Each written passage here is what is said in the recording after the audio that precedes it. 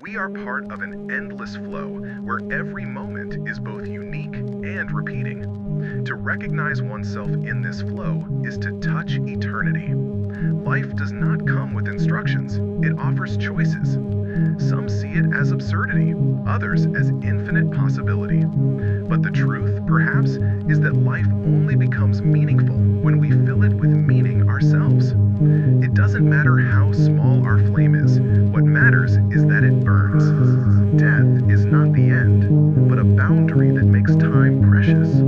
Without it, love would not be so sharp, creativity not so passionate, and moments not so vivid. To accept death is to learn to truly live.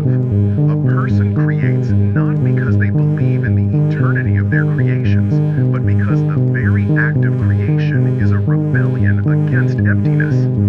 Even if everything vanishes, the impulse to create something beautiful is already a victory. Everything that is born carries within it the seed of its own end. But destruction is not always a tragedy.